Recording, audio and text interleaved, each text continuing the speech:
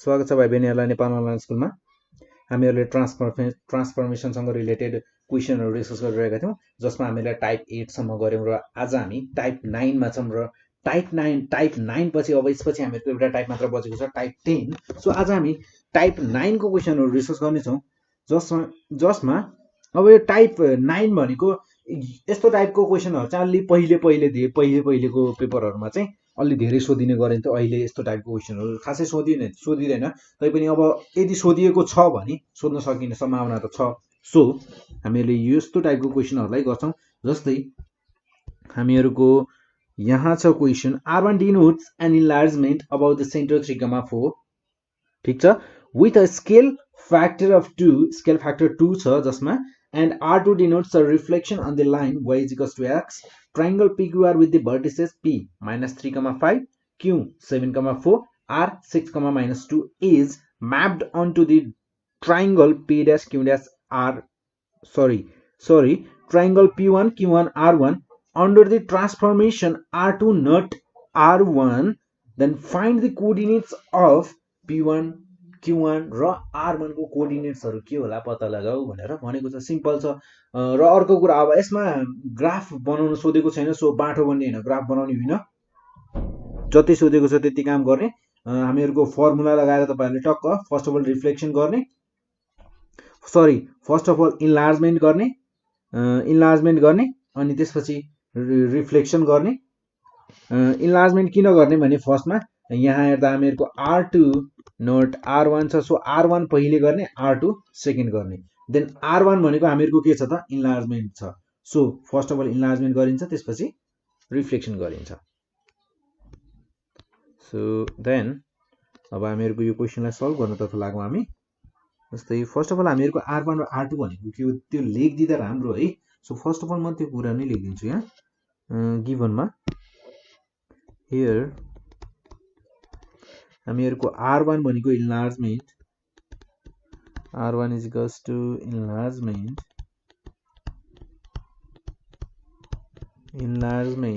about 3,4 with scale factor 2 with scale factor 2। then हामीहरुको यहाँ R2 छ, R2 भनेको हामीहरुको reflection on the line y is equals to x, ठीक छ। then we have हामीहरुसँग छ object. First of all हामीले enlargement गर्छौं। So object भनेको हामीहरुको यहाँ हुने भयो, हामीहरुलाई गिभन छ यहाँ p कोअर्डिनेट गिभन छ, p q r यिनीहरुको कोअर्डिनेटहरु गिभन छ, यो भयो हामीहरुको ऑब्जेक्ट। र त्यसैगरी ऑब्जेक्ट यदि हामीहरुको x, y छ भने एज अ स्याम्पल लिउँ first of all. So x, y छ भने यसको इमेज कस्तो भन्छ हेरौं। र इमेज कसरी बनाइने वाला छ त, इमेज बनाइने छ यसको enlarged by e, then e छ हामीहरुको a, b सेन्टर भयो, र त्यसैगरी के भनेको हामीहरुको स्केल फ्याक्टर। सो फर्मुला हुन्छ हामीहरुको के x minus a plus a, then के y minus b plus b, ठीक छ। यो भयो हामीहरुको फर्मुला। सो अब हाम्रो केसमा हामीहरुलाई के र ab को भ्यालु थाहा छ। सो हामीहरुको केसमा के हुने भयो भने x, y हामीहरुको कुनै कोअर्डिनेट छ भने यसलाई इन्लार्ज गर्ने भयो, हामीहरुले इन्लार्ज गर्ने भयो बाइ e, हामीहरुको सेन्टर 3,4 र स्केल फ्याक्टर 2 ले इन्लार्जमेन्ट गर्ने भयो। देन हामीहरुको यहाँ यो हुन जाने भयो 2x minus 3 plus 3, 2y minus 4 plus 4। So यो भयो हामीहरुको। देन यो भनेको हामीहरुको हुन जान्छ 2x minus 3 2y minus 4, ठीक छ। Then again object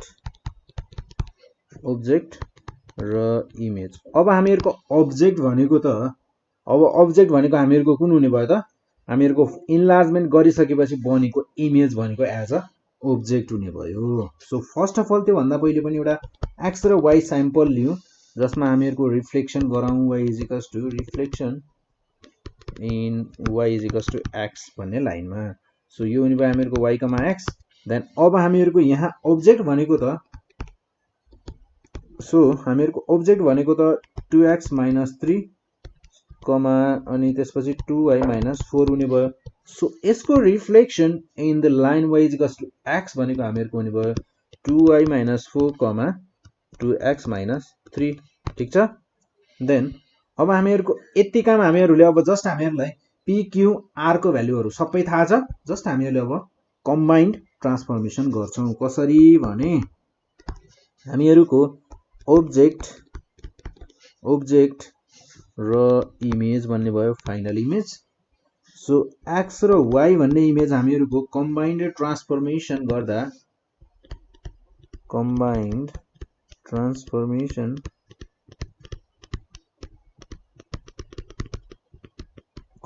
transformation of r2 not r1 भनेको हामीहरुको फाइनली के हुन गयो त 2y - 4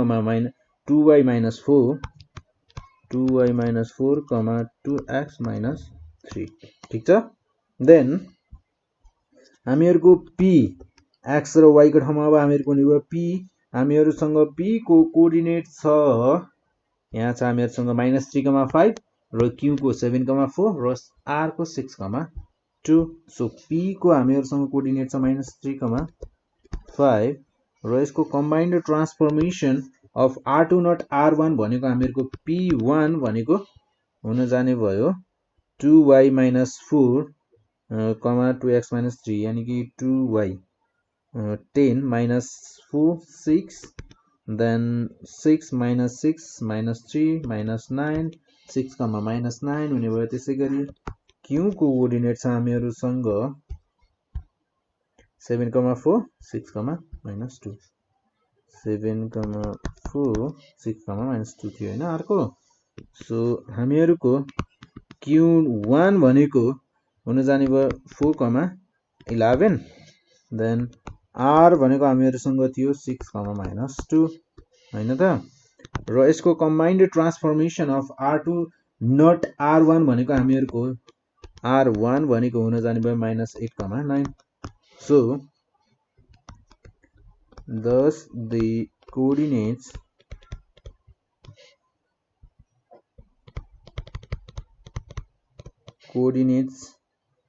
of p1 q1 and r1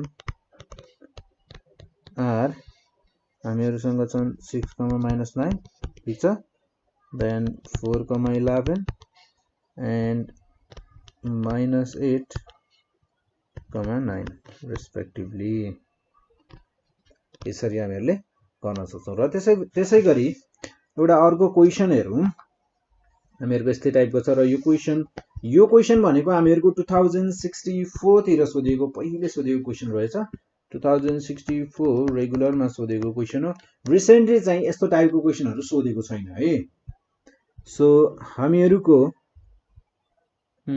यसपछिको question भनेको 2070 तिर सोधेको रहेछ सप्लिमेन्टमा सोधेको रहेछ त्यो पनि 2070 सप्लिमेन्टमा सोधेको क्वेशन छ र क्वेशन छ हामीहरुको म यहाँ क्वेशन लेख्छु हामीहरुसँग क्वेशन छ sketch the graph of triangle ABC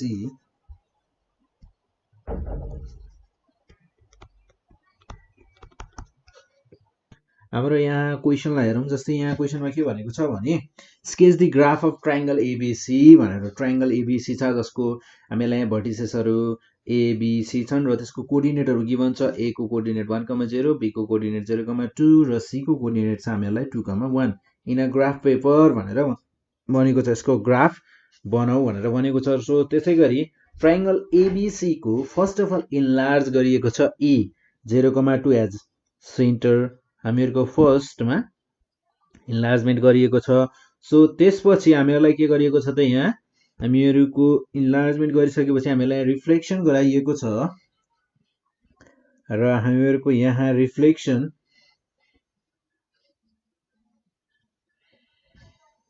reflection गराइएको छ हामीहरुको triangle A dash B dash C dash in the y axis. So all the triangles on the same graph paper भनेर भनेको छ। सेम ग्राफमा सबै ट्रायंगलहरुलाई देखाऊ भनेर भनेको छ। सिम्पल हैन। So first of all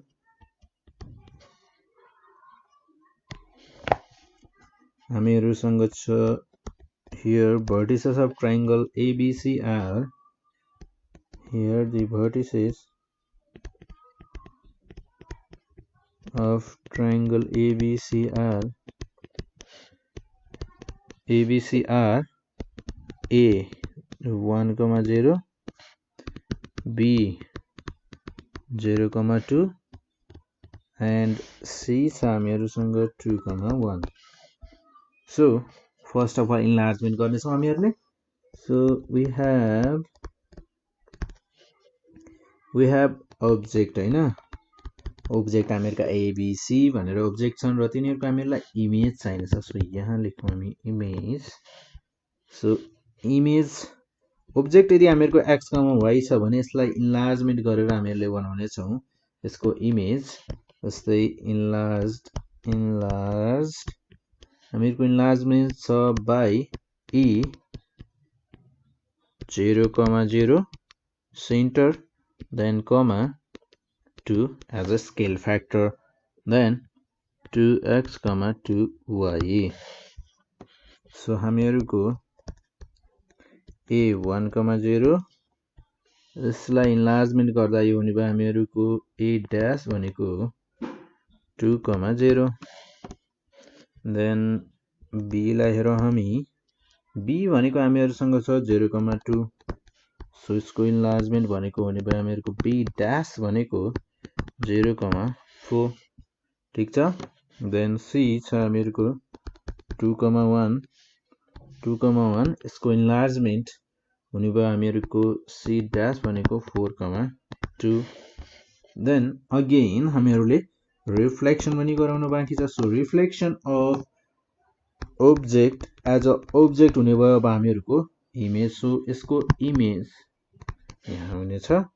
so first of all object भनेको हामीहरुको A dash 2, 0 सो यसको reflection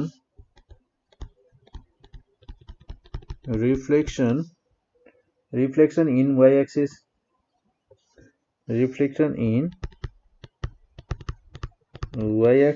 भनेको हुन्छ हामीहरुको -x, -y ठीक छ। र -x, -y भनेको हामीहरुको यहाँ के हुने भयो त A double dash। So A double dash भनेको हामीहरुको -2, 0 त्यसैगरी B dash हामीहरुसँग छ 0, 4 यो 0 है। हामीहरुको रिफ्लेक्सन इन y एक्सिस हुने भयो हामीहरुको B double dash भनेको हामीहरुको हुन जान्छ 0, 4 reflection in y axis then C dash हामीहरुसँग छ 4, 2 then यसको रिफ्लेक्सन हुने भयो हामीहरुको C double dash भनेको -4, 2 सो फर्स्ट अफ अल हामीहरुले यो आएको हामीहरुको जुन इमेजहरु छ A dash, B dash, C dash र A double dash, B double dash, C double dash यसलाई हामी ग्राफमा उतारौं। सो फर्स्ट अफ अल त हामीहरुलाई ग्राफ पेपर चाहियो। यो भयो हामीहरुको ग्राफ पेपर। देन हामीहरुसँग छ यहाँ कोअर्डिनेटहरु। यो भयो हामीहरुको x कोअर्डिनेट, y कोअर्डिनेट, यो भयो हामीहरुको y कोअर्डिनेट देन यो भयो हामीहरुको x कोअर्डिनेट ठीक छ। So x axis, y axis, centre, origin जे भन्नुस् हैन। देन अब हेरौं यहाँ हामीहरुको फर्स्ट अफ अल ऑब्जेक्ट बनाऊ 1, 0, 0, 2, 2, 1 हामीहरुको A भनेको 1, 0 यो भयो हामीहरुको A 1, 0 देन हामीहरुसँग छ B 0, 2 1, 2 यो भयो हामीहरुको B 0, 2 देन हामीहरुसँग छ C 2, 1 C 2,1 देन हामीहरुको ट्रायंगल भनेको कस्तो हुने भयो हेरौँ है यो भयो हामीहरुको AC देन यो भयो हामीहरुको BC देन यो भयो हामीहरुको BA यानी कि AB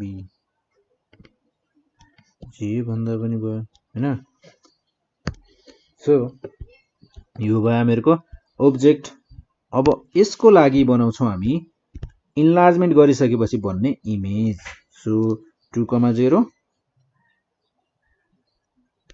यो भयो हामीहरुको A dash 2,0 then B dash भनेको 0,4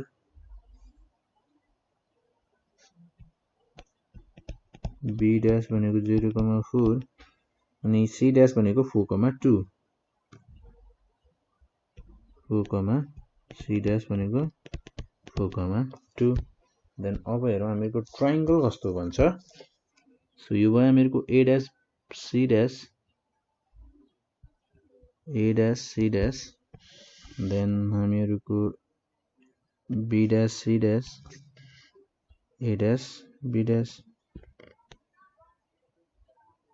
A dash B dash ठीक छ यो भयो हामीहरुको ग्रीन भनेको हामीहरुको आफ्टर इन्लार्जमेन्ट भनेको इमेज सो त्यसैगरी फाइनली हामीहरुको फाइनल इमेज हेरौँ अब -2,0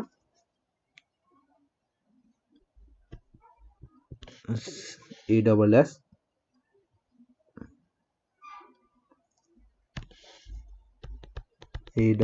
-2,0 then हामीहरुको B double dash 0,4 B double dash 0,4 then यहाँनिर छ सो हामीहरुको C double dash भनेको -4,2